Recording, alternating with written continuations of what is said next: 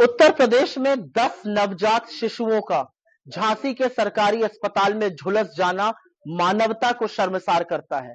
और मैं सोचकर मेरे रोंगटे खड़े हो जाते हैं कि उन परिजनों पर, उन परिवारों पर क्या बीत रही होगी जिनके छोटे छोटे बच्चे आग में झुलस गए। और जब उप मुख्यमंत्री वहां आने वाले तो वहां पर सड़कों पर चूना डाला जा रहा है। मतलब मजमा चमकता रहे, सड़कें चमकती रहे, माता पिता रो बिलख रहे हैं, उनकी कोई फिक्र लेने वाला नहीं है। इसी अस्पताल को, इसी वार्ड पर अभी खूब प्रचार प्रसार किया जा रहा था, बच्चों को वर्ल्ड क्लास सुविधाएं मिलने जा रही थी। ये वर्ल्ड क्लास सुविधाएं हैं। और मैं सोचकर शर्मिंदा हूं कि जिस प्रदेश के 10 बच्चे जलकर राख हो गए, उस प्रदेश के मुख्यमंत्री कुछ ही घंटों बाद प्रयागराज में चुनावी सभा कर रहे हैं। बहुत ही दर्दनाक, पीड़ादायक, मन को व्यथित कर देने वाला सोचकर वो दृश्य, जब हमारे बच्चे जिनके साथ अटेंडेंट नहीं रह सकते थे क्योंकि वो आईसीयू में थे, आग लगी, शॉर्ट सर्किट से लगी, ऑक्सीजन सिलेंडर से लगी, ये जांच का विषय। पर उनके साथ जो वहां पे अस्पताल के कर्मचारी थे, उन्होंने बचाने की कोशिश क्यों नहीं की? वो तो जो बोल रहे हैं, लोग बयान दे रहे हैं, वो यही कह रहे हैं कि अटेंडेंट गए, उन्होंने अपनों को बचाया, दूसरों को बचाया, पर अस्पताल प्रशासन नहीं आया। कितनी बेबसी रही होगी जो 10 दिन 15 दिन के बच्चे इस प्रशासन और सरकार की लापरवाही से जलकर राख हो गए। इसलिए मैं कह रहा हूं कि डीएनए टेस्ट होगा तब कहीं उनकी पहचान हो पाएगी। जांच होनी चाहिए, दोषियों के खिलाफ कार्रवाई होनी चाहिए।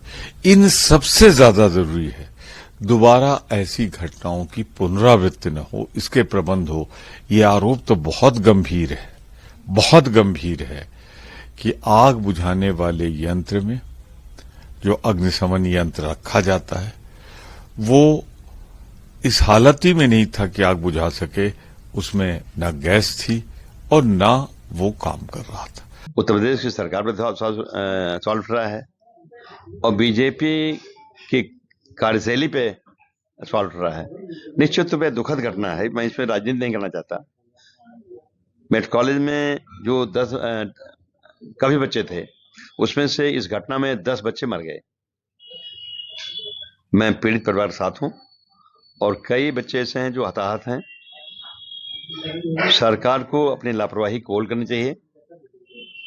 देश हिंदू मुसलमान की लड़ाई लड़ने से नहीं चलेगा। ये देश सबका है, अगड़े भी हैं, पिछड़े भी हैं, हिंदू भी हैं, मुसलमान भी हैं।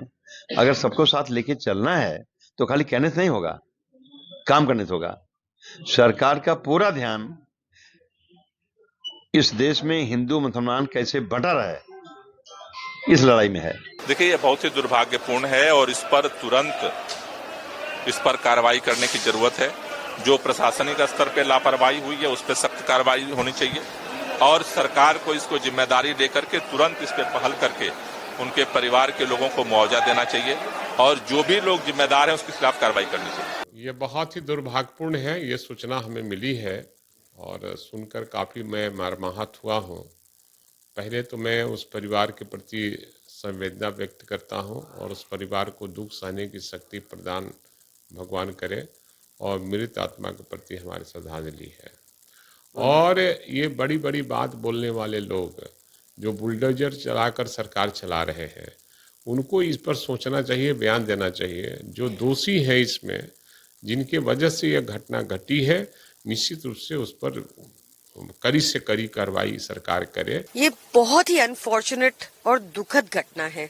हमारी पूरी संवेदना है परिवार वालों के साथ।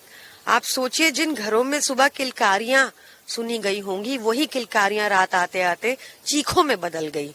अरविंद केजरीवाल जी ने हमेशा कहा है कि देश को शिक्षा और स्वास्थ्य जैसे मुद्दे ही आगे ले जा सकते हैं।